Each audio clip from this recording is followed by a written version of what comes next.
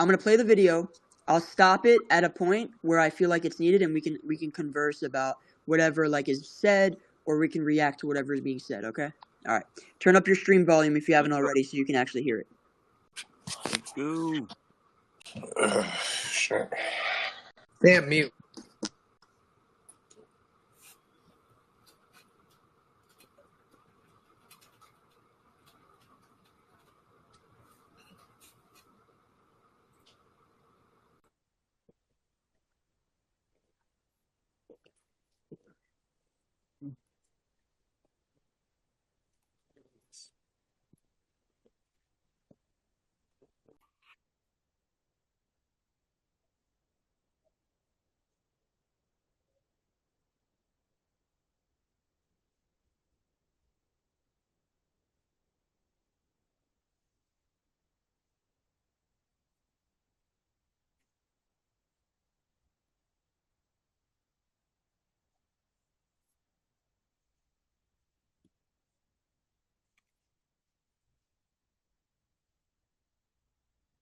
All right. I'm gonna stop it there. How many people in here actually think so? I think most of us believe we're gonna get 5. Did this pause? Yeah, we're gonna Yeah, get 5. I paused it. Turn up your stage volume so you can hear me. How many people in here think 6 is possible? Like honestly, I'm not gonna let's do lie. a I It's poll. think possible. I think it's my fault, my possible. fault. I'm gonna do a poll. Who's go first? Hold on, my fault. Yeah, All do right. cool. It's fucking possible, Dre. It's It's fucking absolutely possible. possible. Bruh, I'm not gonna It's lie. Look, absolutely possible. historically looking at where the Warriors are right now, just the ages, 2 is crazy. 2 is kind of. But look, think about every great team Shane, ever. Shane, hold on. Let me ask Shane. You remember how old the Bulls were in 97 and They were 98, bro? 37. Just about to Is that? ask But about. look, you're comparing. Come on, guys. Come on. What I do you mean we about love to compare? Steph. What? That's Finish Michael that Jordan. sentence. Oh man. Finish that sentence. We about to compare what? Steph I is damn said. near top 3 and he ain't 3. Come on, stop Oh playing. no, I'm saying I'm thinking of every older dynasty, just like Vote in the poll. realistically. Vote in the poll. If you My believe fault. Aiden, 6. can you just please relax for a little bit, bro? You're So like hold coming on. in hot. So Let's 6 go vote. championships. Now I need people to understand this, right? Injuries are a factor. They're always going to be a factor. Guys are getting older, but let me frame it this way: if we don't win next year, how realistic is 6? It's not realistic at No, all. it's not realistic that we I have think to it, win. I think it think drops to 1. I think we If have we don't a win.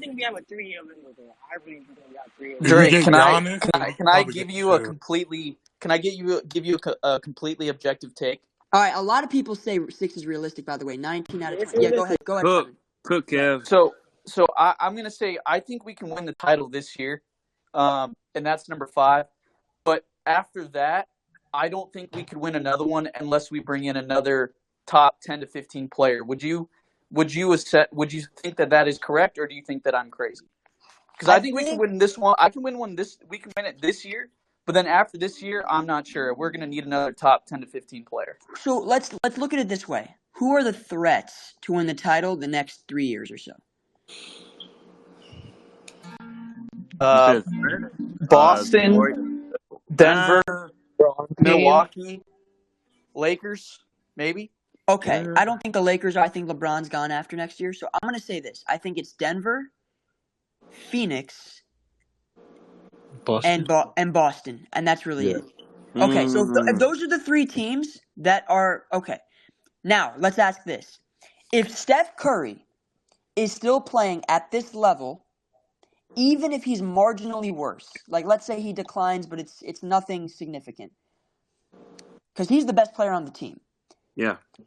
Do we need another top 10 player to beat the Nuggets, No. the Celtics? No. Or do we just need good role players around him? Just marginal pieces, Yeah, Dre. Marginal yeah, solid pieces. team. So are we assuming that Clay signs an extension and the team stays relatively the same for the next 3 to 4 years? And that's a great question. Are we assuming that? And Kevin, that's a great question because guess what? But I think Clay had time to rest though. a lot of Clay's future depends on how he plays this year and what happens. Exactly. That's a fact, Dre. Because also, I think this is a tough conversation. This might be a tough conversation because there's going to be player movement, especially during the season and next year. So I'm just just saying, like, what if a Damian Lillard and for some reason, somehow, they can, like, the Heat also get Embiid, and they have Damian Lillard, Embiid, and Jimmy Butler. Like, I'm just That's saying, not. like, That's we not. don't That's know not player possible. movement. That's not possible. That's not Just possible. saying, All the contracts on the money work. That's not possible. I'm just saying, It's never gonna happen. hypothetically, there's going to be Let's player look at movement. it. Let's look at it this way, right? But we don't look at Let's look at it this way, right? basketball and something If we win hypothetically, this bro. season, and I've said this before, you pay Clay every last dollar 100%. until you hit the second apron, so that you avoid that second apron. But you pay him if we do win. If we win, I think you have no choice. Yeah. If we do not win, I don't think winning 6 championships is realistic. And if we don't win, I don't think you should pay Clay more than about, depending on how he plays, of course, because maybe Looney, something happens to, or Draymond, or maybe there's another reason we lose. But if it's Clay that's not up to par, and we lose, I don't think you can pay him more than $25 million a year. And just I agree. I agree too. at this stage, maybe 30. 30's pushing it.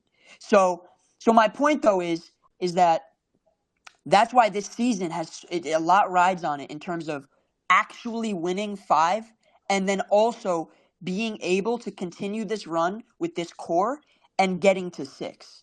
And I think that's when Draymond says there's no reason we can't win another 2, like we can win 5. 5 is rare air and 6 is like they're thinking win 5, and that's the goal right now. They're gonna push the 6. But man, oh man, like if we do not win this year, like the stakes are high either way.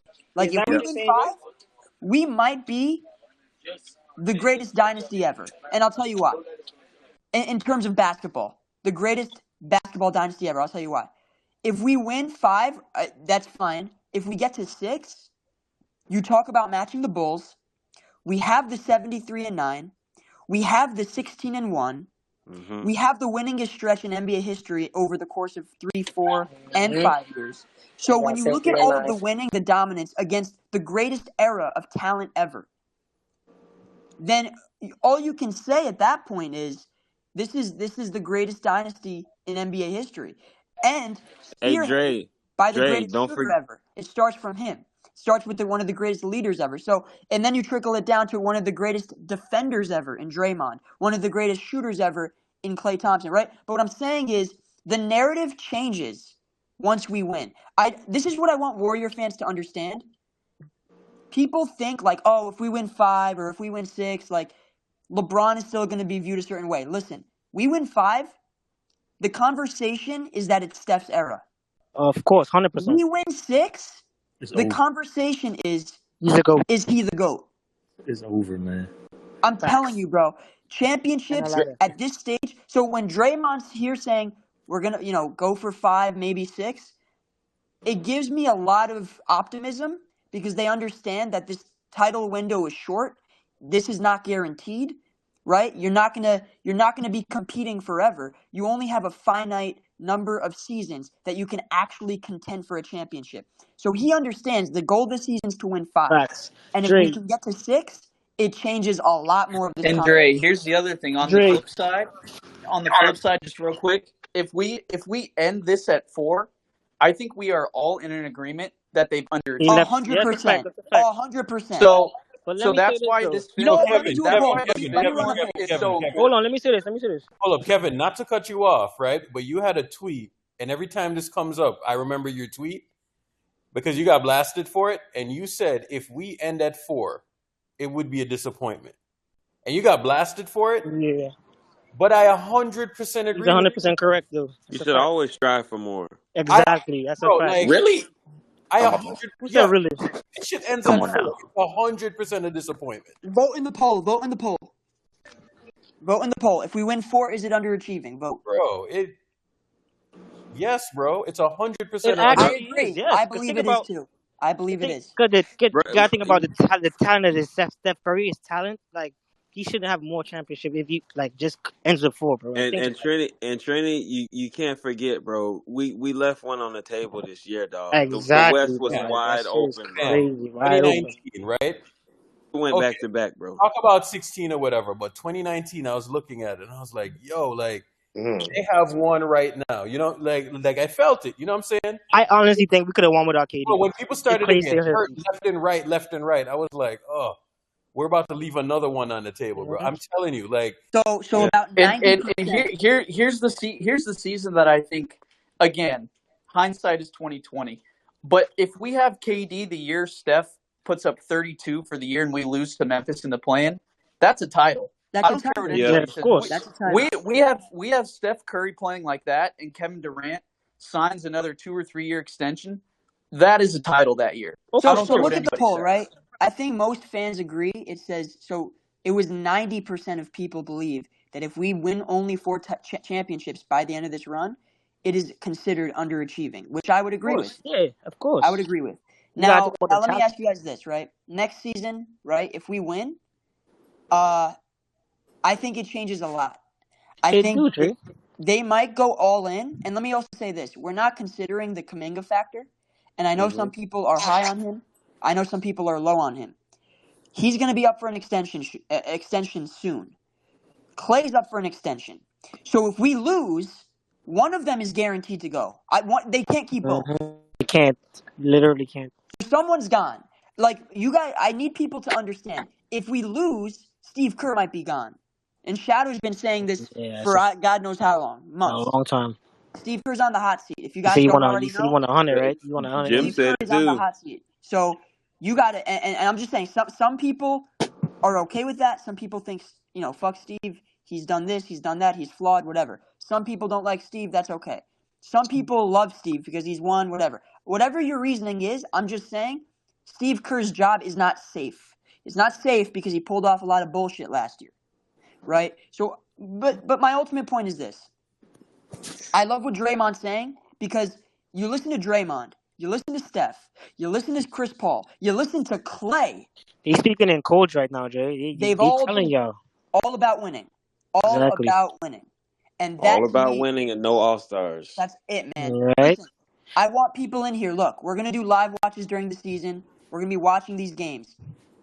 I don't want to hear, if we're winning games and Steph's missing shots, I don't care about MVPs. That's just Facts. me. If Clay, is doing the right stuff and he is in a slump, I don't care about individual output and production. If Unless it the team means wins. that we're performing the right process and we're actually winning games. So remember in 2022, for example, when we were winning games consistently and we were just stringing together a bunch of wins, but Steph was in a bad slump and people were complaining. Yep. They were I crying need on their people to timeline. understand, I don't get out of your head this MVP stuff. I don't care about all NBAs even. If we win championships, if we win 1 or Trumps 2 everything. championships, it Dre, changes Dre. everything. Yeah, it And trumps you everything. see The whole Draymond, what was Clay saying last year? Clay's like, I want to come back, be the player I was. be I an want to be an all-star. all-star. You want What to was get all-star. Draymond saying? Draymond's kind of, not necessarily gunning for the depoy. He's like, he feels disrespected, so he's not necessarily worried about that stuff. I want Draymond to chase the Defensive Player of the Year. You know why? Because He's going to playing be defense is a team thing. If the team is good defensively, Draymond will be in the running, right? But facts. if you're individually gunning for all-stars, if you're individually gunning for stats, for playing time, for whatever, for individual accolades, that to me, outside of defense, because the most unselfish thing you can do is play defense. And we weren't doing that last year. Last season, we Dre, were 14th ranked on defense. 14th. We're not going to be a championship team unless we're top 7. Really, top 7. What are you going to say, Dre. Sado? No, I was. Dre. And you know what? You know what they can do? They can back up all of this talk in this offseason. We're going to be chasing championships. Is if they're meant. Okay, Bubba, here you go. Is if. Okay, hold on, guys. Kev with the kids. You're good, Kev. You're good, Kev. Kev, I Good, can't man. see you on stage, Kev. Honestly, I think the Warriors are trying to make up a lost time right now. What are you You said going to say, what? Sado? You're going to say something. You said what?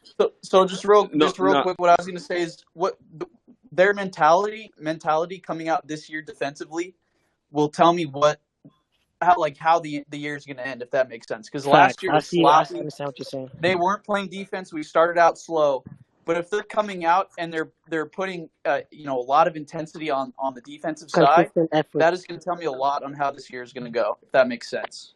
I agree with you. Let Seidel go because he's been trying to go. You know what, No, though? Go ahead. I said, go no, ahead. no. I was just gonna say when you were talking about like gunning for MVPs and shit, I would just ask a simple question: like, which would you rather see? Would you rather see a 2021 Steph where like the game in Dallas where he's scoring 50 but we're fucking losing, or would you rather have the stretch of 2022 where like we're winning games and he might not be in the run for MVP? Like, I want to win games, bro. I don't All right, care hold on. about. Exactly. Cook. Here's what I will say about Draymond, Steph, and Clay. I've been really critical on Draymond and Clay because I just didn't think that they're matching Steph's kind of preparation. You know what I'm saying? I don't think they were matching that. Now, I think Draymond is locked in based on what we've seen and what we've heard. I think Klay Thompson is locked in. And I'm not even going to overreact to the All-Star stuff because these guys have been playing basketball together for about, 12? Almost a decade. Over a decade now. You know what I'm saying? So what I do know is that they know the formula. You know what I'm saying? They definitely do know what the formula is. Now, everyone is paid now, well, except Klay Thompson, right? But Klay don't have that shadow kind of hovering over him now. Like, that's gone. Now he's trying to get into a situation where, he can play as freely as possible and you don't have somebody breathing down his neck now. You know what I'm saying? But there's a flip side to that because now you have to deliver. You know what I'm saying? And the fan base was kind of on your neck last year. So, that needs to happen next season, right? So I think we're in good shape. I think he heard the message loud and clear last year. And I think he's going to be, now we're like damn near 2 years removed off of the surgery, the injury, and the recovery and all of that stuff, right? Yep. So He I should think be we're in straight. a great spot. Now, with Draymond, the biggest thing with me with Draymond is the body, right? The mind is there, bro. We're looking at his picture right now, and you see the grays and all of that. Now, my biggest thing with him is the body going to hold up? Now, that's multifaceted, right? Because then we look at a situation like, what's the back situation like? You know what I'm saying? Is the body holding up? Is the back going to hold up? Charlie came in here a few weeks ago, and Charlie said the hip situation. It's a hip, back, like Shoulder. that area. So is that going to hold up, right? So, Right. That's the stuff that we have to consider. Now, there's also a preservation factor, right? So let's hope these young guys can come in. Kuminga especially, right. Kuminga, TJD even one if of he the can get rookies, run. especially one of the front court guys. You know what I'm saying? So those are the things that we have to think about. 100%. And you know what? I will say this too. I know some of the fan base has been pretty low on Draymond, especially after last year. But let me say this: this is undeniable.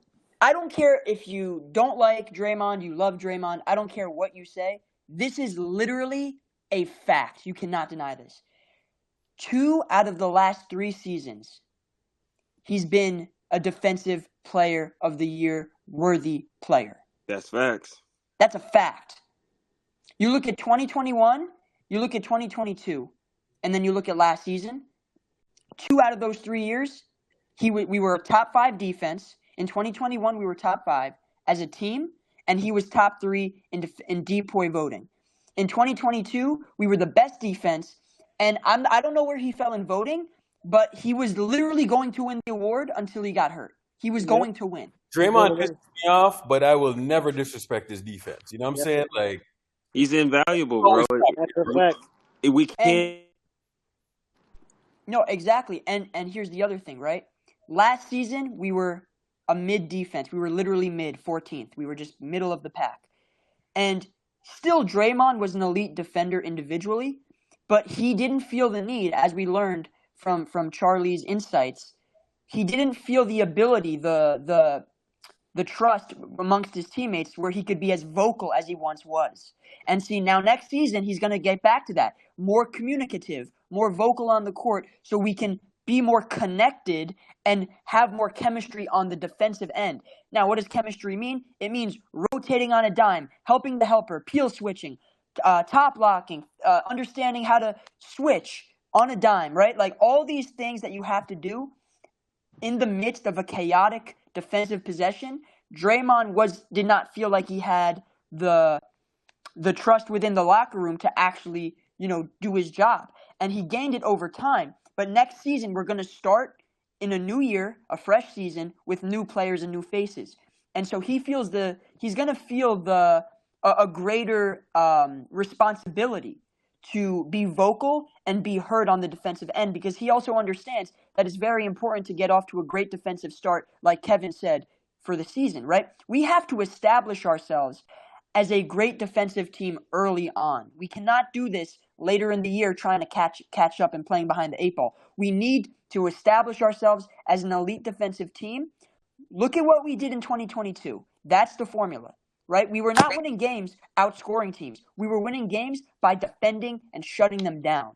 And don't forget, Facts. our schedule this year is front loaded, so we gotta be Yep. locked in, bro. Because From the if we start. take this shit, if this shit is a joke, bro, we gonna be fighting uphill all next You season. remember how we was acting in preseason when we had been 5-0 in preseason and shit? That's the type of shit we need to be on this season. For me, coming to preseason, like we need to win. Let me say this real quick, because I know y'all probably want to get back to the video, but I think this year we're gonna win the title. I'm really confident in that, actually, based off of like they've said, like Draymond, like what he said, what Steph has said all off season, what CP3 has said, and what Steph has done. Like Steph did a players only minicamp the other day. Like that's something that we didn't hear about last year. I think Steph is really locked in this year. He wants to get 5, clearly. He's been motivated. I think this year we're gonna win. I think the question is after that, what happens. There's a lot of things that could happen. I think the key to us winning 6 is really unlocking Kuminga. That opens up so many avenues for us. And if he can become unlocked, 1, that's another piece to the closing lineup that we could use. And 2, that's a young guy who, when Steph is 37, when Draymond's 35, Clay's 35, we can lean on to help us win games in the regular season, which is huge, right? So, in TJD, these young players they're key pieces. Like TJD, we need him to pop. We need him to be good. Because, what if Draymond has some back issues again, or his hip flares up or something? We'll need TJD to fill in for his absence, right? So we need him to develop. We need Draymond to mentor those guys, right, and help them develop. So he needs to be a good teammate. And I think if we're all on the same page, I think there's not a team in the league that can beat us. So if we stay locked in throughout these next 2 years, I think we can win. It's incredibly difficult to go back to back because, we saw this past year. We had the pieces, I think, to win. It's just there's a lot of underlying team issues that we couldn't overcome, which is unfortunate. But that happens, when trying to repeat. It's tough to do it. So, it's going to be difficult. I don't really see how, if we don't win these next 2 years, I don't think we can get 6 if we don't go back to back, honestly. I just don't see Steph at 38 carrying his team to the title. Me personally. Somebody needs to mute. Sorry, No, but CJ. Somebody. So, I know I just rambled a lot there, but No, yeah, cook, like, bro. no, you cook. good. You good. No, next CJ, I appreciate Go all that. ahead, That was bro. really good insights. No, you're right. It is true. And you these made next good 2 years are points. vital. 100%. And we're not factoring in Wiggins. Wiggins is also still in his prime, still in his peak. Like he can get better. He can He improve. can get way better. And Exactly. Dre, real quick. No, he's gonna take a huge jump. Quick, I gotta ask one. Just about to ask that side. Great question. Yeah, he's gonna be prioritized in the offense. The exit meeting was specifically about doing just that, and I think Clay, Steph, and Draymond agree that Wiggins has to be way more in the offense, because when you include him, he puts up those numbers like Game 5 Lakers? Yep, Game 5. Shit was crazy. Game without being in the offense.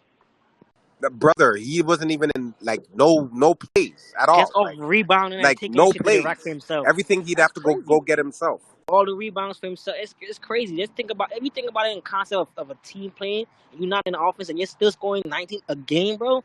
Yeah, it's Shadow, gonna be on crack when he gets put into the Probably an offense. All-Star next we year. were just talking, Shadow, about a Nah, few ain't no transactions probably. that you've mentioned in the past. So first, I posed a question. I said, if we do not win this season, do you think it's still possible to get to 6, or how likely do you think it is? Do you think it's like I what do think you think? I think that's we just have to have a clear order of operation and the pecking order. Hmm. Like perfect example, teams that beat. Let's use the World Cup, the FIBA World Cup as an example. Teams that players knew their role, they excelled. That's just the Exactly. bottom line. Like it was a clear, definitive Germany's role for Dennis Schroeder. He was the guy. Wagner was the guy number two, and then you had pieces around him playing their roles like rebounding, Like blocking Daniel shots, playing Tice. defense. The Hmm. problem of last year specifically, there wasn't no clear cut. Like when Milwaukee was good, it was clear that Giannis was the guy, Middleton was the second option, and Brooke Lopez was the anchor. That was clear and concise, and they excelled. Now, um, perfect example, Miami did excellent last season, but once they got to the finals, there was no real role. Who was it going to be? Was it going to be Vincent? Was it going to be Jimmy? Was it going to be like Strauss? What Caleb was it like? Martin, right? Who was it? Who was Caleb Martin? Who was it? It wasn't quite clear cut. And even though, don't get me wrong, even though Joker is the guy on the team, Joker made it apparent that let Jamal be the guy. I'm going to get mine anyways. And Joker was magnificent, but he empowered Jamal to do what he did, and that's why they won. Like Right. I always have a saying: your first option, right? Your second option can't necessarily win you an NBA championship, but they can lose you one. You understand what I'm saying? Like you need the main guy to be the main guy. But if your second guy is amazing, then he's okay. If he's good at home and on the road, amazing. Chris Middleton in the Raptor series, he was iffy. He was good at home, terrible on the road. Right. Then the following season, he was good on the on the road, maybe 1 and 2 games on at home. The year they won in 2021, when Giannis went out and he was down, guess what Chris Middleton did? Stepped up, whether on the road or on the thing, and he stepped up. So they won. Your second option, if he's not doing what he needs to do, it's over. And I think that we ran into that problem because there wasn't no clear second option. Like Wiggins wasn't getting the ball like that, but when they gave him the ball, he was doing his thing. They gave it to Clay, fed Clay, fed Clay. He didn't do his thing. And I'm not saying Clay's a bad player. Clay's fucking amazing. But they were dealing with him, especially Steph was dealing with him like he's the second option. So you kept feeding them, even though he was breaking shots. And that's what you have. This year, I think we have a more clear and concise role. Was it Jordan Poole? Jordan Poole couldn't handle it. So it is what it is. Can you It couldn't be. also could you also speak to the because you outlined that perfectly. And speaking of like the person, the individual that like really slots each player into their respective roles and gets them to fall into place in terms of like the team concept. You've mentioned how Steve is on the hot seat this year. Can you kind of like break that down for Well, those people? the moral of the story is Steve has always gotten what he wants, even though Lacob and Steve and Bob Myers were at arrears this season. Steve said, "Get Wiseman the fuck out of here, get Poole out of here. He's a cancer." Even though Draymond did what he did, he's corrupting and affecting the locker room and the rotations, and he's sulking on the sideline. He's making me look crazy. He's making Steph look crazy. He's making players look crazy. He got to go. Lacob gave him exactly what he wanted. They wanted Draymond back. He gave him Draymond his money. Draymond took a pay cut, gave him his money. He definitively wanted Wiggins. He gave them everything he wanted, but guess what? Nobody's paying $500 million to come second place or not make the NBA Finals and not win a chip. Steve has done a tremendous job managing, finding comparable coaches to help along with the team. He found Alvin Gentry. He found Mike Brown. He found Kenny Atkins. He did a tremendous job. But guess what? It's time for Steve to put up. He literally played Wiseman on purpose to give Lacob and Lacob's son his minutes and tanked them they went three for 10. So now he goes, guess what? You wanted Wiseman gone? He's gone. You wanted Poole gone? He's gone. Now show me. Give me a chip. I'm not paying 500 mil for no chip. So with that being said, Steve's on the hot seat, bro. There's nothing more.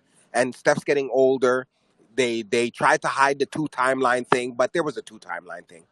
They tried to dance and tiptoe around it and say the politically correct things and try to protect each other. It was a 2 timeline thing. There was a big beef. They were going to give Bob the money, bro. Why didn't Bob resign? But Bob goes to ESPN. Why? Because Bob didn't want to make the tough decision of having to move Clay or move Draymond. So at the end of the day, Bob is gone. Poole is gone. Wiseman is gone. Steve Kerr has everything he wants, and he needed help from a point guard perspective because Steve was kind of dipping and dabbing with the idea. And as we see, you saw those reports that came out, man. Number one, this one that we're about to watch, 6 chips, 5 and it's over, 6 and we're in the mix. Come on, man. Like, word for word, bar for bar, Draymond said my quotes that I've said in the spaces and the spaces as well as playback 100 times. Right or wrong, guys? That the team feels like they're going to win 5 or 6. Like That's a fact, Shadow. That's a like fact. have I not been preaching that? You understand what I'm saying? So at the end of the day, Steve's on the hot seat, bro. At the end of the day, he's got chips. He's won the thing, but the cost of doing business is just far too crazy not to be competing at the highest level. And last season, we weren't competing at the highest level.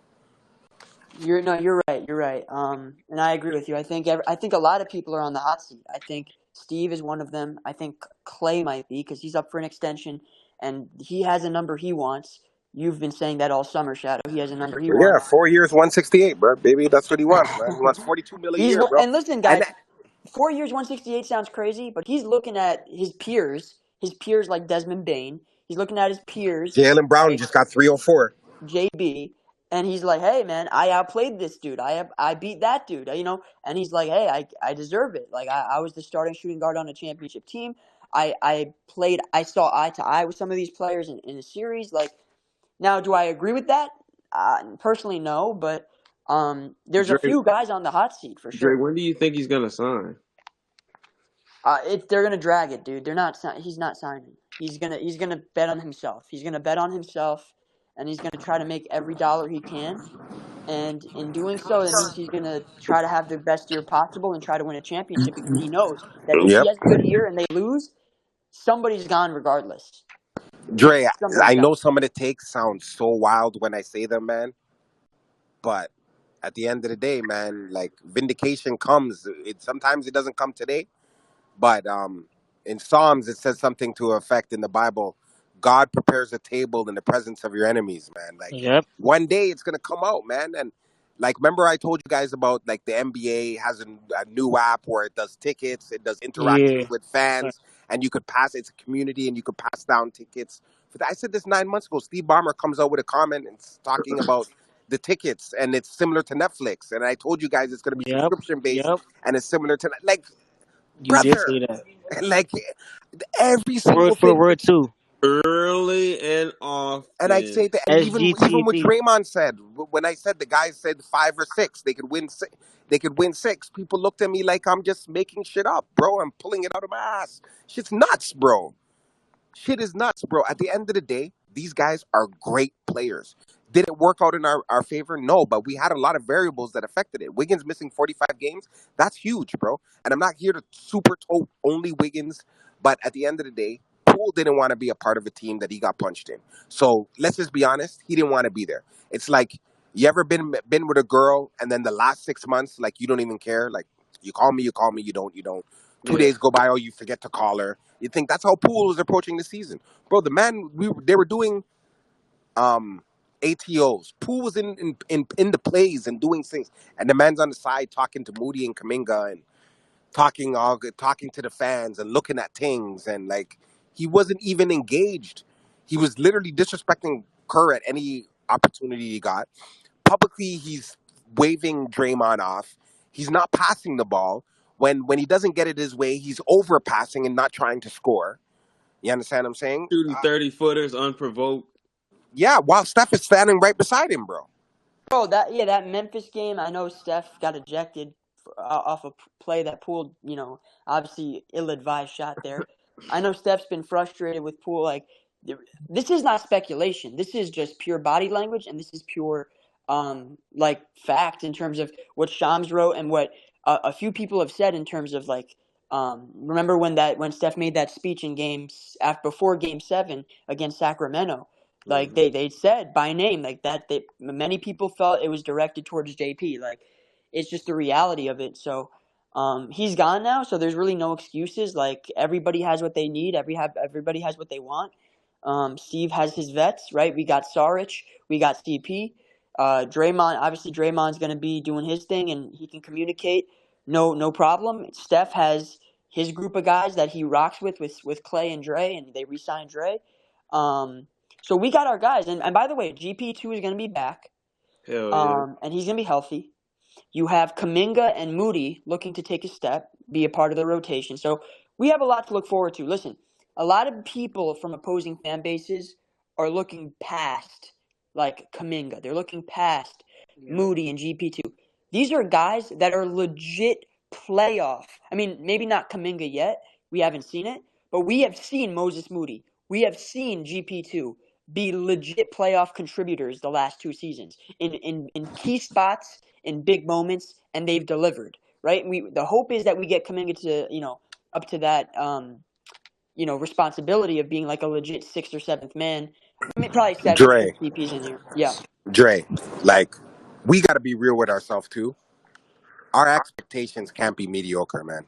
No, high Like, expectations. We demand let's just be excellence. honest, bro. Like, I know everybody's, I don't want CP to start. I don't want him off the bench, bro. We're talking about in the history of the NBA, 4,500 players. He's a top 5 point guard ever.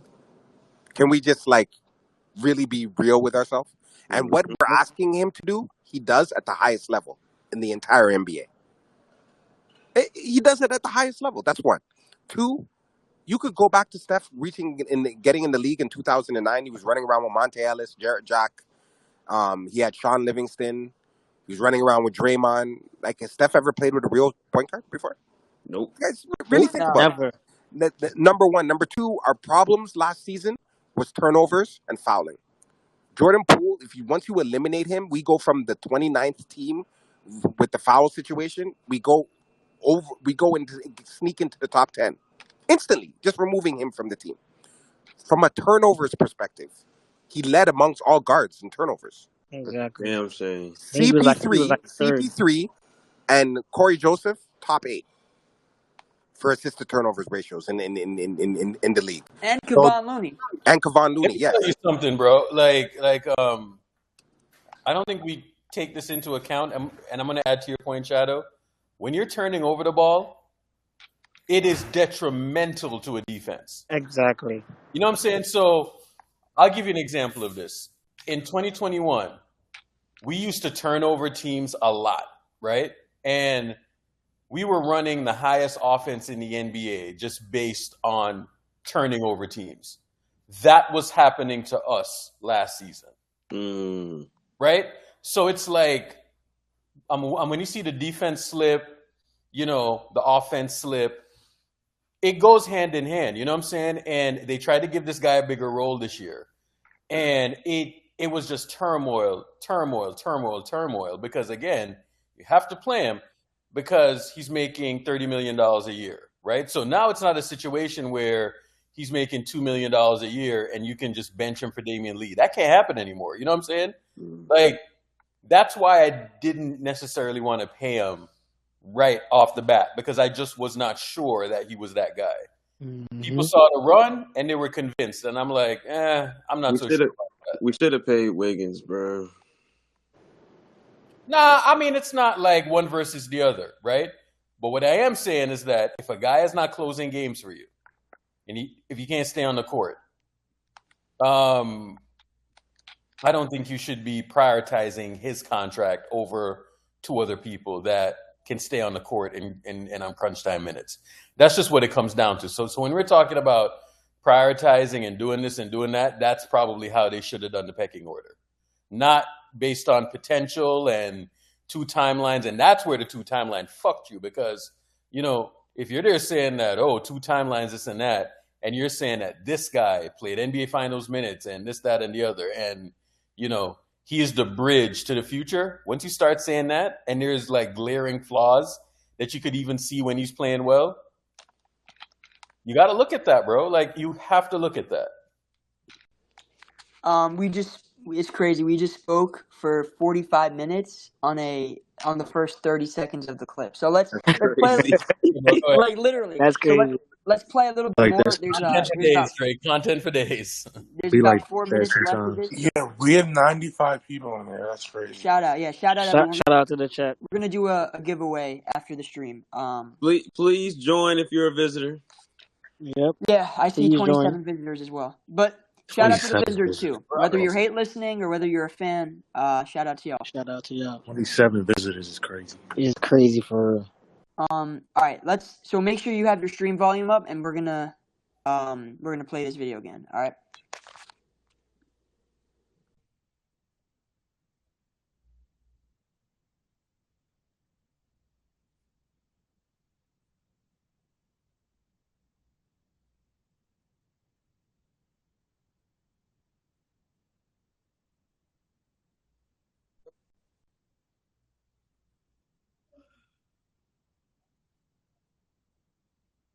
Dre, stop that for a second. This is what I forgot to mention in Spaces.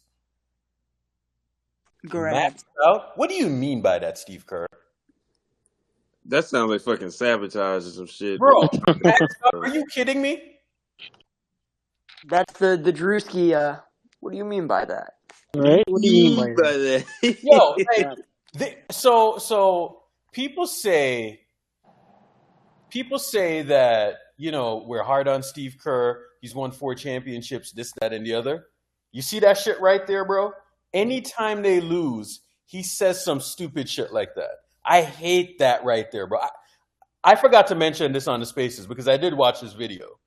But I also didn't want to steal your thunder as well, Dre. So I kind of held it. But what do you mean by they maxed out? Are you saying that they're not good enough? Because Steve has a way of disrespecting the team and saying these little things, and then him and Bob Myers will come out and say, "Oh, well, I didn't think they were a championship team." I didn't think Steph could do that. I didn't think Steph could do that. Do you think that Steve was referring more in the sense of personnel, or was he more so in the sense of togetherness and connectivity and Dre, I would buy that if I didn't see him say it in championship years. Right. Okay, I see. Oh, he said that. Which other years? Yeah, absolutely, bro. I've been watching this team a while. I listen to everything Steve says. So which year? Wait. So which year did he say we maxed out?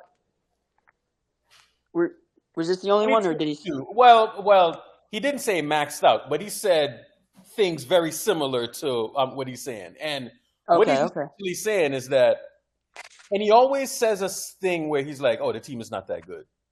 We had no expectations of the team, right? And the reason why I get mad about that is because it affects. If I see you have that attitude, that tells me that you're not a believer in, doing, in terms of maxing out and doing what's right for the team. Because then we get into a situation where we're boosting up a young guy, and then you're expecting that young guy to kick out a guy that's literally a legend, right? So it's like. I don't like when Steve sets that tone. He has a weird way, him and Bob, bro, of setting a tone. And the 2021 season, right? So Steph said it this year. Steve said it this year. And they're and he puts these bullshit players on it, like Brad fucking Wanamaker, bro. He had more minutes than Steph in the fourth quarter. You know what's funny is when he says stuff like that. I feel like he's indicting himself as he didn't coach the team as well as he should. Precisely, bro. Exactly. I didn't have the guys. But Kevin, I will say this though: you are right, and it's like a catch-22 because if the team isn't good enough, and we've seen the same core win titles, and he's the coach and he's been the common denominator, he didn't put them in the right position. He's speaking in riddles. And at the same token, he's subliminally speaking about guys specifically. Remember the comments he was saying about like defense and things didn't fit and Hmm. certain things. He was just talking about Poole. He was going through the season literally beefing with Lake Up and telling Lake Up that this didn't work and this is what it is. Like Lake Up went ahead and drafted a guy that Steve didn't even co-sign. At that particular juncture, Steve wasn't even allowed in the draft room. I So know. Steve and Bob were fed up, Yeah. literally fed up. They were beefing with the front office. There would be like 2 weeks would go by and he wouldn't even speak to Lake Up. And mind you, they would have like 4 home games in that stretch. So Lake Up's there. Steve sees him. Lake Up comes in the locker room, shows up in practice, roaming the hallways of the Chase Center. No talking, no speaking. They were literally beefing. And then the situation, like Lake Up has some Napoleon complex. Did you even see when it was the exit meeting with Bob? Well, we enjoy Bob. Bob did a great thing. We're still gonna win, do our thing, and I wish him the best of luck. I'm sure he's gonna be successful. Well, not as successful as he was here. Haha. He's belittling certain things because at the end of the day, Lake Up feels the man who cuts the check is the man who made it happen. That's that Jerry Krause shit. He thinks Yeah, he's that's really Steph. cross for real. So He Shadow, literally thinks he's Steph. That's real. That's I know that Steve did say that we maxed out after we lost versus the Lakers this year, but in the past, like I know Bob has said stuff like we didn't think we were good enough to win. Steve, yeah, you're right. The chasing wins comment, right? You're talking about that stuff, Urkel, right? Like when he said Yes. Right, 100%, bro. we're not chasing wins, we're not playing Steph, That 38, was 30 bullshit. whatever minutes. Um, and you know what's funny? I think Steve like doubled down on it after we won the chip in 22. He was like, yeah, I mean, I wasn't just gonna put him out there for a losing cause type of thing, like for like a Bro, lost I'm gonna cause. be honest with you. It like this is the catch-22 because again, Shadow's the OG offering game. I'm always gonna give you guys the adages and the sayings and all that. You teach people how to treat you. You understand what I'm saying? This is the bottom line. If you're in a relationship or you're around people and people always punking you off, people always belittling you, not giving you your credit, is because you teach people how to treat you. And as much as I love Steph, you guys have heard me. Steph is the greatest basketball player who's ever lived, in my personal opinion. As far as career-wise, he's top 3 and he ain't 3. As far as my eyes looking and watching a player, Steph is the best. But in the same breath, I will say Steph is the fucking worst at the media shit. He's the worst at fucking implementing and giving himself his own Publicity, flowers. like You set publicity, the tone. right? You set the tone. But guess what happened though? Our conversations have been flies on the wall. They've reached rooms that they shouldn't even reach. And what is Steph doing this summer that he's never done in his life? Media tour. When the fuck has Steph ever? Did they win a championship? Hell Even in no. the chip year, even No. in his MVP years, he didn't run around and do media blitzes every podcast, running around and doing random things, Yo, Shadow, talking you're about his right. points, No, asking you're him right. questions like who's better, you or Magic. You think Steph would ever answer that question previous to this year? yeah, Hell no. crazy. That's fact. That's a So what fact, I'm bro. saying is, when I tell you guys, Space Gang, I hear right now there's Chat Gang and then there's Stage Gang. So, but on Spaces we're Space Gang, and then the whole Fact. encompassment of the thing we're Space Gang. And mind you, Space Gang is like a great name. I didn't come with it. I didn't come up with it. I may have like fostered it. I may have been the messenger for it, but I didn't come up with it. Somebody else came up with it. I won't even talk about Who's who that came up with it. somebody? But somebody came up That with that somebody. that actual name.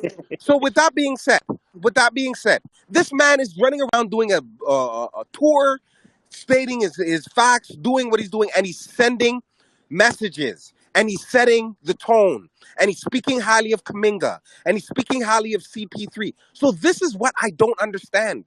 He's literally speaking, but I know you guys don't believe it or don't understand it. Like, give me a perfect example. Do you think LeBron James knows Cuff the Legend? Yeah. Do Yeah. you think he knows Los? Yeah. Yeah. Do you think they know Ship and those guys? Yep. Yeah. Fam, Steph knows exactly who Seidel is. He Nah. knows exactly who on-ball Steph is. He knows exactly who who Prime is. Do you think it was by accident Draymond Green commented on Ricky G's situation? Hell Everybody was no. saying the same shit. Why not him? Why did he jump on Nana's conversation and start talking crazy to her? Yeah, I remember You that think he shit. randomly the thing? It's not just Charlie thing. He is tapped in to spaces. He is tapped in to the timeline, and I'm telling you, they watch the timeline more than they watch ESPN. And Mm. unfortunately, I'll say it again and again and again. No, we are not the leaders, but guess what? We're at the forefront, and nobody can deny that. When before LeBron even posted it, I called Urkel 4 days before, and I said, "By the way, your tweet is going to be on Instagram. LeBron's putting it up." Did I not tell you that, Urkel? Bar for bar, word for word. So Four what days. I'm trying to tell you is, yes, Shadow I'm is tapped like in. your Urkel. LeBron looks at your shit every single year, and it's gonna be on. It's gonna blow up. Next thing you know, I'm having my kids like say, "Hey, LeBron just tweeted about you, bro." I'm like, "What?" That's Right? crazy. Shadow said it like I don't know 4 days before that. So that's Yeah. why things So, usually up, bro. so the Yeah. moral of the story is, guys, listen to me and listen to me good. You matter on the fucking timeline, bro. You matter on the timeline. So that's why I keep telling you guys we have to have a unified message about Steph. It has to be unified. Even though we may think the LeBron stuff is bozo, they have a fucking. You ever seen a telemarketing company or ever work for one? They give you a script and everybody says the same shit. Hello, how you doing? They think fill in the blank. Well, I'm calling you. I'm calling you today to speak. We have to have the same shit because that's how the message gets regurgitated and gets remembered. There is a reason why ABCs are sung, not said. You understand what I'm saying? We have to have a song about Steph. Why he's the GOAT, why he's the best. That's the only way the message is going to go out there. And then eventually people will start thinking. Because remember, a lot of Kobe fans was Kobe. And then they started warming up to the reception of Braun after 2020 and Braun brought him a chip. So they stood by it. And they picked a side. Right now, we got to stand on it. We can't, bro, listen to me. Telling you, and I said this 40 times. Urkel's heard me say it 40 times. There's no such thing as fucking objectivity the day you have kids. You will not have 3 kids and be able to say, "Oh, my kids." You'll never hear someone say, "Oh, my baby's ugly." There's no Mm-hmm. objectivity. We're biased. We're biased Steph fans. So stand on it. We can't be like, "Oh, I think Giannis is saying, but Joker is saying." Bro, Joker won the chip. But guess what? I still don't think Joker's better than Steph. And anybody who does in here isn't a real Steph fan. Cook. Because you're gonna stand on it, bro. We're Cook, Cook. crazy. Shadow, We're cook. psychotic. We're fanatics. Stand on it, bro. Stop being so fucking nervy to say it. When people talk about, "Oh yeah, I think he's in top 5," bro, I literally peer pressured Dre until Dre changed that fucking thing. Stephen Curry, top 5, best point guard. I said Dre, that has to change. Dre didn't have that there. I said Dre, that has to, and I used to pressure. That's why I kept on coming in here. He's top 3 and ain't 3. Top 3 Cook. and ain't 3. Top 3 and ain't 3. TJ started saying it a million times. Urkel kept saying it. Prime kept saying it. Seidel kept saying it. B kept saying it. And eventually it hits the masses because we may not have one person with 1 million followers. But guess what? I got 10,000. Urkel got 15. Dre got 20 something. Seidel got 5, 6. B has 1,000. This person, and we hit numbers. So Cook. cumulatively, we could reach where the Stephen A's can reach. We could reach where the Shannon Sharps can reach. So we have to send the message and send it right. People talk about, "Oh, Steph fan and the Warriors fan." There's no fucking difference. There's no difference. If you're a Steph fan, you're a Golden State Warriors fan. And we have to stop saying, "Oh, I'm not a Steph stan. I'm not Jim Park." Yes, we are Jim Park. We just speak a different language. We speak, or not even a language, different dialect. We say things different. We approach things different, and we're not as blatant as it. But we need to stand on it. One thing I can respect Jim for, he don't change his stance. He's on it. People will cook him. They'll say whatever. They'll talk whatever. They'll do whatever. But people know, bro. I'm telling you, players are nervy of that man. There's maybe 2 guys in the league and about 10 guys in the history of NBA where people are actually scared of. They shit their pants when they gotta fucking go play against Steph. Because Mm. they know when that man starts hitting 30 footers and he starts doing turnarounds and he starts letting the ball thing. Everybody tells the same nervy stories, but when they're in the moment, they're gonna act tough and push him and punk him and talk about the Warriors and grill him and do all that. But when they retire and they're just on their podcast, they speak the truth. He's that guy. So we gotta stand on it. So this year, lose logical sense. Let's be unified. Let's not be like we want the Warriors to win, but why see CP3 starting? It may not work. It may be fucked. We may be doomed. But we got to stand on it and support it. Because if Steph believes it, it works.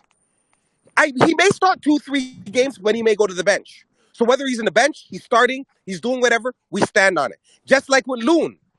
Even Loon, I sent the message to Loon. Loon, you're amazing in the playoffs, but it's got to be the 20 rebounds in fucking game 4. There's no turning up when the playoffs come. You just are who you are. If you're in the regular season, score 40 in the fucking thing. CP, if you're scoring 10 points in the regular season and with 17 assists, do the same thing in the playoffs. If we do that and play our roles, my thing is, there's nobody on the LA Lakers who makes teammates better. Does LeBron make fucking Gabe Vincent any better than he was in Miami? Does AD make Gabe Vincent any better than he was in Miami? But I know CP3 can make Steph better. I know CP3 can make Kuminga better. I know Steph makes everybody better. We already know about the gravity. So what I'm saying is, guys, stop being so nervous. Let's be unified. And yeah, we have differences of opinions. Yeah, we might kill Dr. NBA, or we kill UWBS, or sometimes Urkel talks crazy and we may not side with him. Bro, rock with him in public, correct him in private. Exactly, Shadow. We don't have to be going at each other in the middle of the thing. It looks fucking weird, and we're the only fan base who does it to this level. And then they Some try people to use hate it. Ricky G's guts. Some people think the other day, even if it was a fake blood and Crip reunion between Jim and fucking Ricky G, let's rock with it. Because that's what we want to see on the timeline. There was people who said crazy shit about us. We don't pay attention to them. We still rock and do what we do. If they say something, we still rock because we're all going for the same thing. But at the end of the day, bro, we got to stay together as a community. We got to be a real community, not a fake community. Because the players are watching. They'll hit me and they'll be like, yo, but how come the homeboy's always going so? How come And I got to be like ifing and button and fixing shit and mending and doing all the, like, it's unnecessary. That's one thing, And I'll Shadow, tell the about same LeBron. thing. And I'll tell the same thing to Urkel. That's why sometimes I cut him off and Urkel. Why? Stop talking crazy about Draymond. He's sitting in the fucking spaces. I already got the checks. Shadow, that's why I Let's always fucking say. rock with these guys. Like, and sometimes Dre, you were upset, you were mad, and we all get emotional. We all get into it. But let Clay do what he's doing, because if killing Clay is not going to make us win an NBA championship. We know he was shit. Enough. Let's just Shadow's on fucking keep it fire moving. right And now. I'm not singling you out saying that thing. I'm just saying growth for everybody. No, We I have agree to with you. literally come together as a Coach fucking Shadow, community. This We have to man come cooking. together as a community and be unified, and because we were the darling. 22, we were the darling of Twitter. Everybody was so sick. Even my friends would hit me in my DMs and say, and the clutch saying, yo, you guys are fucking just dancing, bro. I can't even say nothing because you guys are just killing. You know why? Because it was fucking We Are the World, United Nations. Everybody was together. And the second shit started hitting the fan with the road record and the thing, they start subliminally going at Dre, subliminally going at Shadow, talking about Dre's ball head, talking Dre's ugly, calling fucking Urkel Kelly, and fucking trying to cancel him. Our own fan base, Lakers fans weren't even trying to cancel him, like our own fan base. It is weird. I come from the streets, bro. I come from the Shadow. streets, bro. This is the internet, but the things I do was 1,000 years I walked out the box for, bro. I do not mess with the internet nerds. I never did that in my life, but I'm doing it. You guys are my family. You guys are my therapy. I lost my son, so I can't speak to anybody about ball or certain things. This keeps me in my zen. It keeps me not thinking about the trials and tribulations that I go through, and it keeps me from not missing my son and staring at the wall and going crazy. So I speak to you guys, even though I don't meet you guys. I never met you guys. You guys are my fam. That's why I stopped saying fan base and I say fam base. FAM, my family. The base of my family, my fan base. So at the end of the day, let's come together. Let's be on a unified front. Is everybody my favorite player? No, but we can't be tipped. No more. Like Poole's gone, Wiseman gone. So it's fuck it. We may not like CP3. It's not our favorite guy, but guess what? Rock with him. Make him feel wanted. Because you know what? When he's wanted, one day he's gonna say, you know what? Let me jump up in spaces. We just won the chip. Yes. Let me say that. Let me think, bro. Cook. People are afraid to come into our thing because we're maniacs, bro. I been could have got Steph in here. I'm gonna be honest with you. I been could have did that. We're maniacs, though, bro. Someone put in Shadow partying with Wiggins in chat. Someone put that clip in. If people think he's just talking to talk. No, Dre. Shadow don't know nobody, man. Y'all be hyping him up. He don't know nobody, man. All right, yeah. I want to get back to the video, but Shadow, everything you said is exactly what I've been trying to preach, but you did it way better than I ever could have. Like that Yeah, was let's just go Yeah, perfect. we into the cooking. season on that shit. Right now, Perfect. training camp is literally in 2 weeks. The preseason is in 3 weeks. Let's go into that this season, like 2021. Remember when I came in screaming, word on road, dog. Pool's looking like James Harden in 2012. Pool's looking crazy. People couldn't see it. But I told you guys rocked with me. Word on road, Wiggins is going to be crazy. He's going to be a defensive wizard. The year before, he wasn't no defensive master. But I told you guys, I came in here and I'm telling you guys again, bro, Steph is working on shooting. He's been working on shooting the entire summer. That's nuts. All right, Okay? you know what? That You should know, just tell you the temperament. And again, I've been ranting, but that's just my message to you guys out of love, bro. Let's all unify together, be unified. Even if bozos go at us, let's just make us who are together be unified. Let's be on one frontier because we have opportunity. Once the chip comes, bro, the 5 minutes over, we could break the internet again. Not Cook. with KD, with other yes, people. But yes. we can't look crazy, bro. We were looking crazy last season, bro. It was madness. I had to explain myself and explain that people 400 times just trying to thing and do that, and people screaming and people tweeting and calling guys washed and this and that. Bro, I'm not saying anybody specifically. I'm just saying it became a cultural thing. It becomes epidemic. Once they say, even if I do it, then TJ thinks it's okay to do it. Then this person thinks it's okay. And then it starts spreading. And then it becomes a culture of it. And we can't be going at our own players, bro. We ain't the Lakers and Russ. So we can't Cook. turn CP3 into Russ, bro. Yes, That's yes. what we Yes. cannot do. And can Because I? those things affect him. When we're positive, he will go out there and go crazy. I guarantee you there's going to be a day where we're going to be able to dance when he does a fucking dumb 18 and 18 and they go win 25 points and Steph hits 14 threes. And we're going to have one of those days, bro. It's because we're unified. So let's just be unified. That's all I got to say, bro. Sun God, go ahead, Sun God. Yeah, I was just gonna add to the CP3 thing because I think it's exactly what Shadow's saying, right? Like, especially now with all these, with the Mark Spears saying, "Hey, CP3 is gonna start." We shouldn't, as a fan base, I've seen a lot of this of the Warriors are cooked if he starts and things like that, right? Like, this is where exactly to Shadow's point, we shouldn't one be saying things like that before any basketball is played, and Fact, two, that's true. like if that's what happens, like, bro, you support it, right? Like, you support it, and then if something goes wrong, right, like, you expect change, right? Like, if it doesn't work for what, like, if it doesn't work the first 5-10 games, it's not the end of the world as long as changes are made at the end, right? So you support it until proven otherwise, right? Like, I don't understand why there's this sort of, hey, this scenario happens, we're done for, or this scenario happens, we're done for. Like, bro, like, ride with the team until the wheels fall off.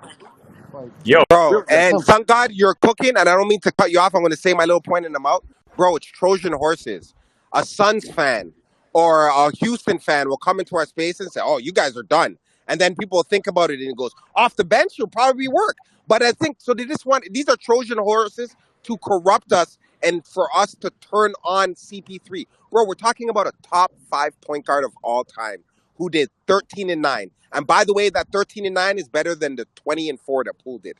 13, Mm. 9 assists. Not even if you remove all threes. 9 times 2 is 18, plus the 13 points. 2 points on his 4 assists is 8, plus the 20 is 28. What's more? towards the offense. And he's not turning over the ball, Less giving away turnovers. points. And he's staying in front of his man. He may not be the 9-time all defensive, 7-time first team guy that he was, but he could stay in front of his man, bro. He's not a fucking pylon or a cone like a traffic stop. Or they painted the fucking freeway and there's a cone there. So we gotta see what's up, bro. Like to be honest with you, I've seen 1% positivity about CP3 this entire trade. 1% positivity, 99% negative. And we're talking about a top 5. There's been almost 5,000 people in the NBA. He's top 5 ever at the point guard position. You know what? I'm just gonna finish this video. So you know what we should do? I'll play the video through, and then what's gonna Play it happen? entire through, and then we'll talk. We'll just reflect on it because I don't want to keep then we'll just go crazy. So we got Jim in here, we got Shadow in here, we got me in here, we got Urkel in here. We literally got the Avengers in here right now. So what I'll do is, Cook it, man. Cook. You cook. bro, like, Heavy hitters are in here right now, we're bro. literally just missing Ricky and like maybe a couple others, but like we literally got everybody in here. So I'll play the video through, and then we'll literally just react to it when we're done. So it's only like 3 more minutes, but all right, turn your stream volume up so you can hear the content, and then we'll react to it after. All right.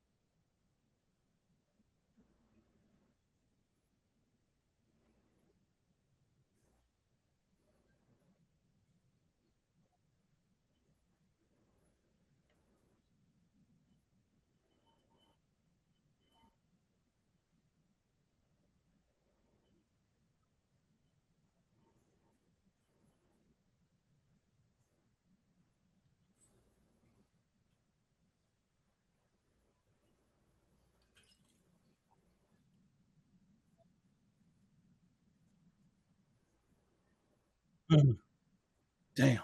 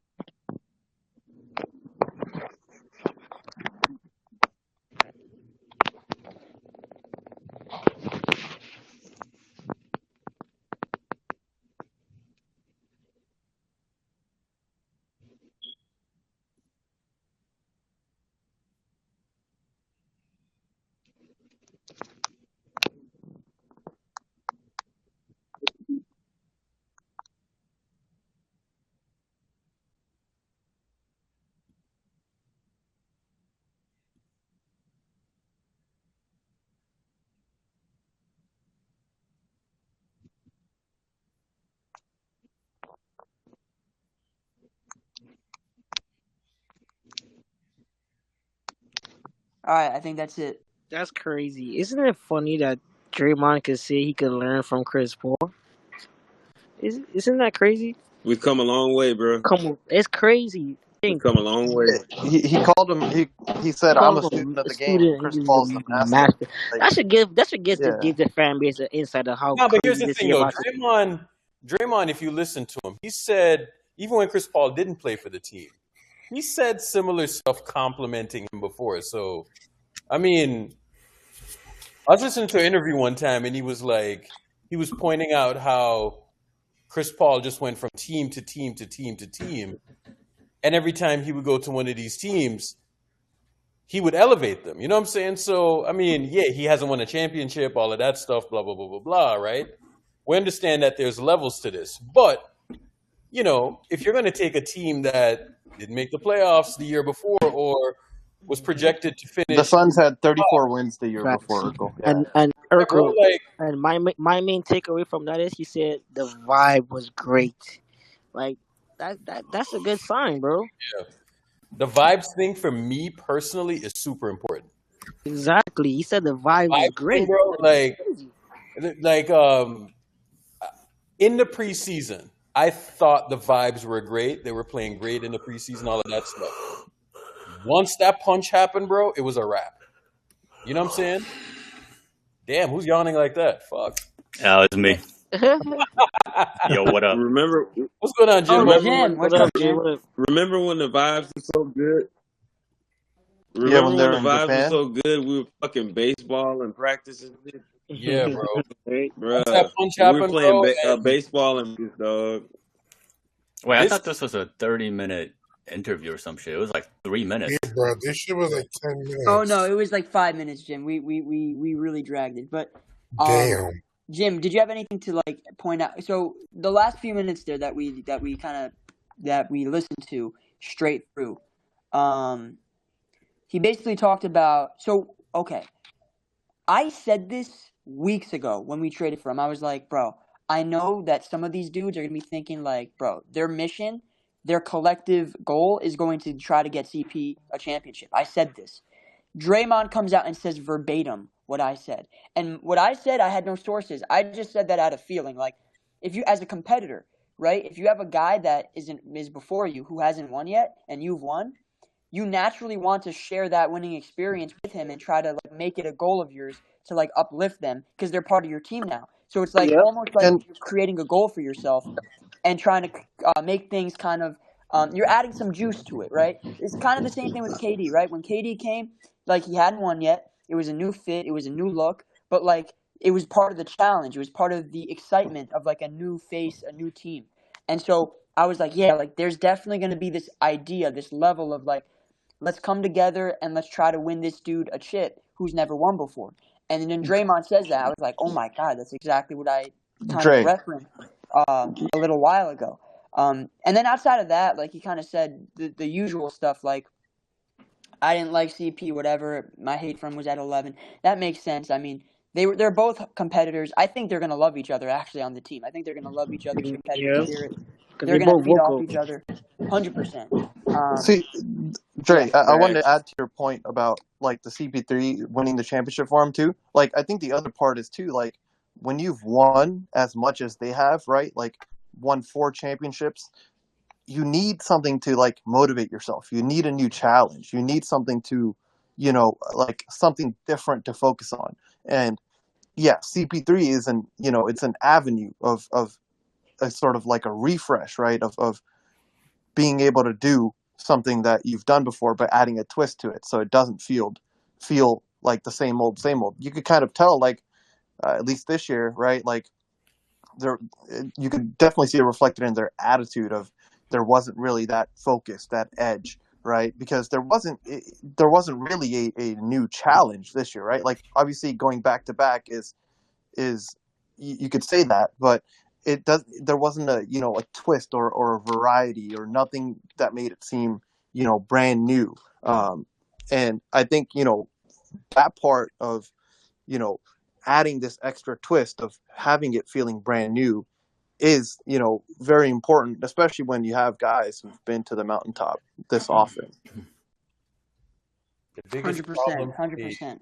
the biggest problem for me last season, this team, like you have teams that can thrive in chaos. You have one guy running the show or whatever, and they can squeeze in or whatever.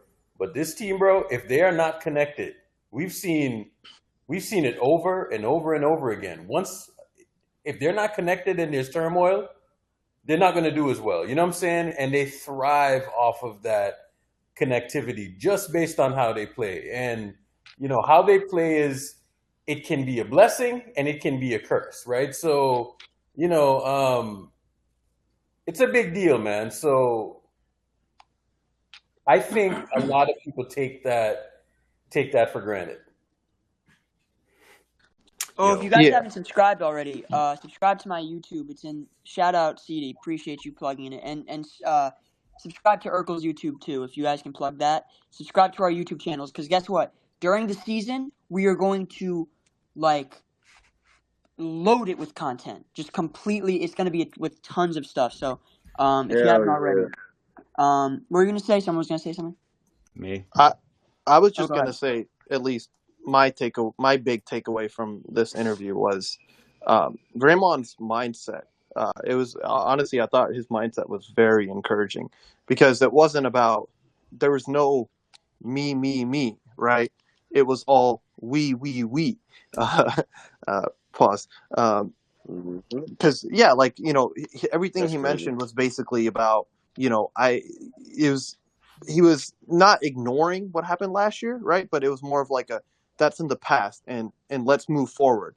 And I think that is something that once again, right, last year there was a bit of lingering with the contract situation and things like that of Sun God. distractions. And Hey, Sun God. yes, When I started to get pissed off at the front office was when, instead of we were talking about a championship, this, that, and the other, they were squeezing Draymond on his contract thing, right? I did not like the tone that the front office set. Like they just made mistake after mistake after mistake in the summer last year. You know what I'm saying? Like there is totally agree. There is a disease of more that exists, but it exists more, and I've just seen it over and over with this team and this front office specifically. I see it more with the front office guys than with the actual players. I agree. That's a great point, Urkel. Like, especially, I mean, the Lakers' involvement in this is, in my opinion, a huge part, right? They want their credit, like Shadow said many times. They want their credit. They want to, assert more control and more, they want to be tapped in basically into all the decision making. And, because of that, like that disease of more, you have, you end up with more conflicting opinions of, and if the hierarchy, and I don't think they do have a hierarchy, but I don't think the hierarchy is set in stone in terms of, right, like Bob Myers is the GM, he has the final say. In terms of that, like I think that's how you end up with that disease of more. That's how you end up with drafting James Wiseman when there's 3 or 4, 5 different dissenting opinions in the front office, right? And no surprise, the pick turns out the way it does. Two things real quick. Jim, were you gonna say something? I have a bunch to say, so get off. Go Get right off what you ahead. need to say Go first. spitball. I know you have a lot to get off your chest. Go ahead. So I'm having some coughing issues. So I was just gonna chill in the chat room, but I heard Shadow going off, and I wanted to add to it. I wanted to kind of counter to some of it. And just so you know, Urkel, yawning that's an involuntary thing. It doesn't just happen because you're bored or like disrespectful. I remember Jim, a it's 10 teacher o'clock once. there. No disrespect taken, bro. A teacher once said to me, I yawned. He's like, "Oh, you think I'm boring?" I'm like, "God damn, you're insecure." Like, I'm just yawning, bro. Like, I can't. No I don't disrespect control that taken, shit. Jim. That's crazy. Anyway, so Shadow was talking about everybody's biased and things like this. And sure, you could say it. I mean, LeBron fans are clearly biased, right? They're illogical. They'll stand for their guy whether it makes sense or not, right? And that's the thing about me.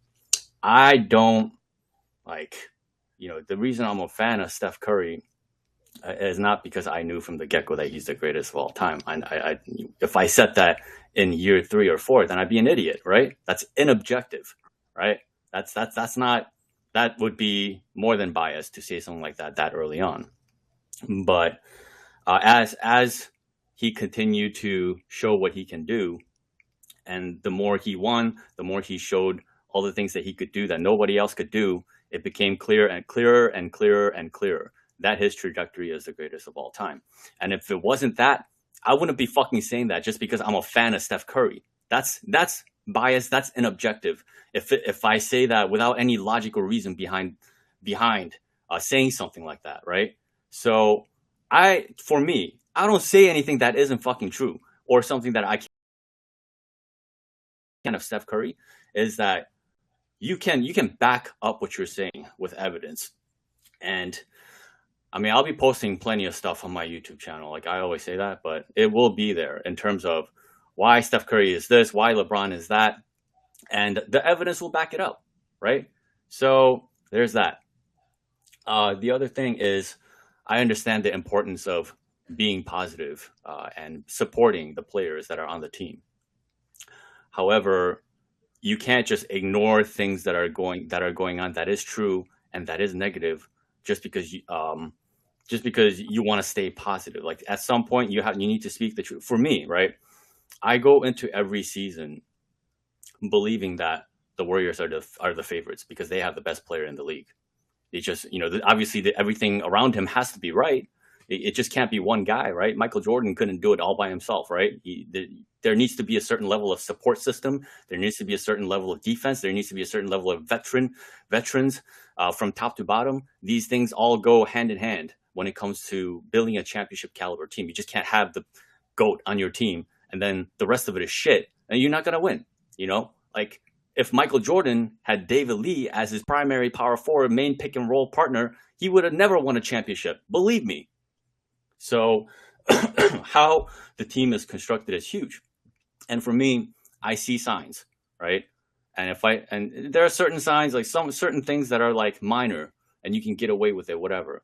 And then there are fundamental signs that show that something is very wrong. So just like last year, before going into that season, I was talking about how the Warriors are the favorites once again, right? But as soon as the season started and some of this bullshit started to happen, well, that's when I started speaking out that this is not right, that's not right. And if they don't fix this, then they're going to have problems in the playoffs. And they're ultimately risking not being able to win a championship that they should be able to win with the core that they have. So that's no different for me this season, going into this season, as it was last season. I think the Warriors are the absolute favorites to win the championship. I like the changes that Mike Dunleavy made. And from the get-go, I said, all the things that Shadow said about CP is true. He's a guy that is capable of going to any team and making that team become relevant, making that team become playoff worthy. So there's a thing about him where he's able to control the offense a certain way and get guys in the right positions. He knows how to. He's a master of the point guard position. So it's not a coincidence when he goes to OKC, a garbage team, and out of nowhere they make the playoffs. And the 1 year that he was there, all it took was a single season for them to suddenly be relevant in the league, right? So I absolutely understand the value of CP3, no matter whether you like him or not, whether he was a nemesis of the Warriors or whatever the case may be. Having said that, if there are fundamental issues, if they start going like whatever with Steve Kerr shit, like the small lineups and tiny lineups and egos get in the way, he has to start just because his name is CP3 and the history of him and all this kind of stuff. And if that stuff becomes detrimental to the team, you better believe that I'm going to speak out on that immediately, right? Because when you recognize something is wrong, you have to point it out. Otherwise, nobody says shit. Nobody knows why something is going well and not going well. And then, your shit hits the fan and it's too late. You have to when you see that something is wrong, you have to take action. And if you don't, then, well, you could be fucked. So yeah, I want to, it's not like I want to be negative. I want to be positive. I want to enjoy watching Warriors games. That's why I tune in. But if shit's going south and and they're losing badly to bottom feeders in the league, you just can't ignore them and be like, oh, it's all fine. Let's just stay positive. Like, that didn't work last year. We saw that, right? So yeah, I'm a realist. When I'm gonna be real, whether it's positive or negative, man. You're always gonna get the truth from me at the end of the day. So yeah, those are some of the counterpoints I wanted to make. Yeah, Jim, you have Cook, you you cook. you have you have excellent points, Jim. But at the end of the day, like, your opinion and my opinion were very in the same synergy. But two things can be true. Perfect example: Usain Bolt is the greatest and fastest man of all times. Usain Bolt is Jamaican, and Urkel is biased to that comment. That could be true. Usain Bolt is the greatest and fastest man of all time. But guess what? Urkel is biased when it comes to Jamaican track athletes. Like, Stephen Curry could very well be the greatest player of all time. I personally think he's top three, and he ain't three. You understand what I'm saying? I Yeah, think his career we're is on the top same page two. there. I think his career is All top right. two, and he's the best. But at the end of the day, I'm biased to the fact that, one, I know Steph. I've known Steph for a long time. Two, it happens to be the synergy that he happens to be the best player of our generation and one of the greatest players of all time, and probably going down as the GOAT. You understand what I'm saying? So at the end of the day, I'm not mad at you. I'm just saying, I'm speaking about from everybody else in the fan base. Stand on it. Don't be afraid to call out stuff, or just you want to be can't say that Steph is as good as LeBron, or you can't say compare Steph to Michael Jordan, and blah blah, and everyone's trying to play the fence, bro. If we're going for our team, let's just stay in a positive mind frame and support our team. When everybody was jumping on Jim, I went personally. I don't have to discuss this with Jim, and said, "Bro, why are you going at Jim? That doesn't even make sense. This is what you have to do. He's a part of our fan base. He's an integral part of our fan base. He has his viewpoint. That's not going to change. You understand what I'm saying? And then even you made a tweet, and on top of that, someone made a comment to you this morning, and I said what I said. I came to your defense. Why? Because you're part of my community. You and I have great dealings over the last 2 years. I appreciate your fandom. I appreciate you as an individual, and I look at you like a brother, Jim. So at the end of the day, I'm going to rock with you. You understand? I don't agree with every single thing you say, but even if I don't, that's your opinion, but I'm still going to rock with you. I may rock with you in public and correct you in private. Or we have these little more intimate conversations where it's just between you and I, or do whatever. I disclose information and different things that I know. You ask me certain things like, what's going to happen with this? Is Wiggins going to be this? And I gave you information, and I tell you, everyone's saying Wiggins is not coming back. I said, Jim, I'm not even going to speak on it, but because it's you, Jim, Wiggins is coming back 100% guaranteed. 5,000 people asked me. I only told you, Jim, because I respect you and I respect your acumen, and I appreciate your fandom, and I appreciate how much you put into the game and your passion. You understand what I'm saying? Like, I shouldn't have to see you and know you're in a Warriors uniform and you are all in blue and gold to know that you're a Warriors fan and you're a Steph fan. It's your passion. You wear it. You walk it. You talk it, and you stand on what you stand on. That's what I'm talking about. Have some fandom, but same token, have some decorum for the players. They're on our team. It's not doing us justice to be killing players 24/7. Obviously, Wiseman was terrible. Obviously, Poole was detrimental to certain things we say. Now that being said, it's gone. We have to accept it. This is our team, and rock with it. That's what I'm saying.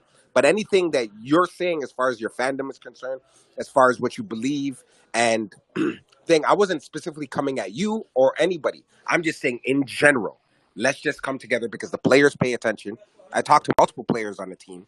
I talked to multiple players associated with the Warriors. I talked to multiple people associated, family members, wives, girlfriends, sisters, brothers, and they all know everybody who we are. They all have secret accounts that they follow us.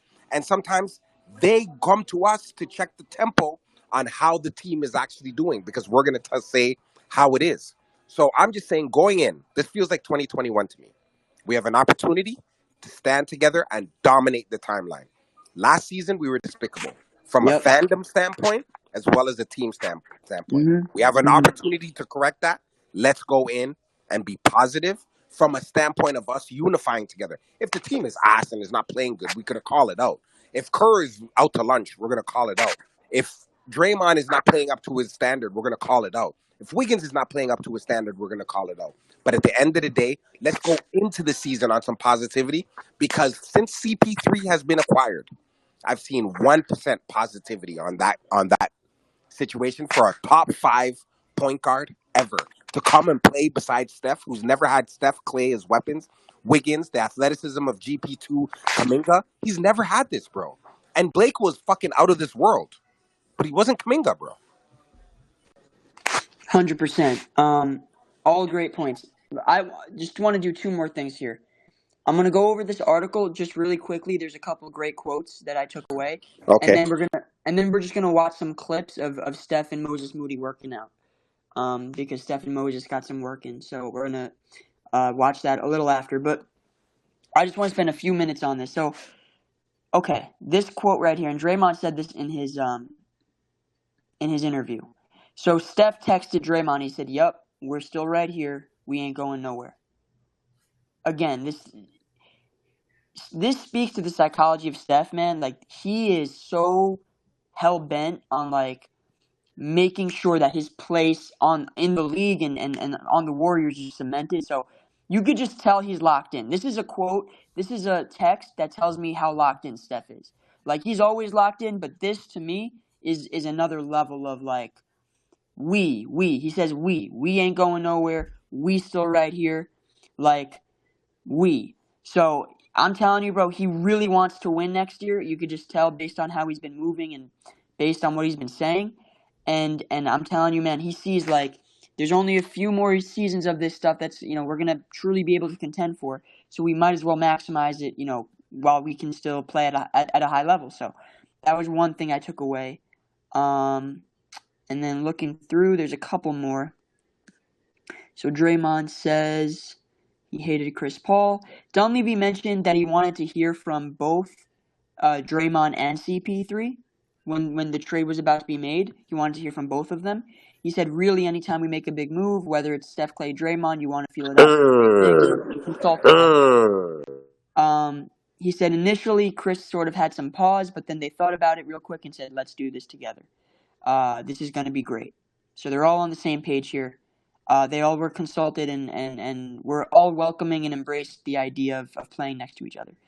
Draymond said, Chris Paul is a guy that's at the center of everything. He is at the center of every play. What the other team is running at the center of their defense, talking on both ends of the floor, working the referees, working our coach, working players in the middle of every tussle, battling, elbowing, nasty. So again, he understands and appreciates what CP3 can bring to the team and has a great, obviously competing against him helps. And so he's looking forward to that. You can kind of tell. He said, of course, you're going to hate him as an opponent. And if you don't, guess what? You'll lose to him. We've seen a bunch of guys lose to him as well. So, again, Draymond kind of speaking to, like, CP3's track record as a winner throughout his career. Obviously, he's never won a title, but he's made the finals. He's made a few Western Conference finals. So he's had a decent career in terms of just success and just winning games and making teams better that he goes to. Let me see. What else? This is an interesting note. So we have a 2.7 seconds in terms of the ball being in each player's hands for the Warriors last year. CP3 is an average of 5.6. So that's an interesting little stat. It's going to be a balance between that, right? Between balancing CP's ball dominant style of play and then the Warriors' 0.5 style, just moving the ball, moving bodies. Like, we'll figure that stuff out, but. Okay, let's keep it going. So Dunleavy said the way they'll fit together is their competitiveness and their intelligence. He said, we will see how the skill set aligns, and anytime you add another player like Chris Paul, I think there's things you got to figure out. So, again, kind of alluding to the fit, but also the fact that they have a lot of qualities that overlap and that complement each other. So they'll eventually figure that stuff out. Okay, the vibe. Okay, this one right here. This is a huge quote. Yo. Inside Klay Thompson's locker at Chase Center, the shooter has taped up a newspaper clipping up the faces of all 26 players who have won 5 or more championships. Let me read that again. Inside Klay Thompson's locker at the Chase Center, the shooter has taped up a newspaper clipping of the faces of all 26 players who have won 5 or more championships. Very, very interesting. 5 and it's over. Draymond said that's definitely a Clayism, but those are the types of things that drive Clay. When Clay is driven, we do not lose. When Clay is driven, we do not lose. Cook. Okay, so some quotes there, some stuff, some interesting things there. Obviously, Steve said there's some trust lost. Be an effective vocal leader. Let's see, it doesn't change. I'm a human being. Okay. Son of you, okay, we said that. Makes Izzo. So he's talking about his coach Izzo, just hitting him up and asking him like how he's been doing. Okay, this is also very interesting. So last season he shot Draymond a career high 53% from the field. If you guys haven't been paying attention, Draymond's been the last few seasons shooting really well from the field. He's actually been super efficient. So last season 53%, and he held opponents to 39% shooting as the contesting defender.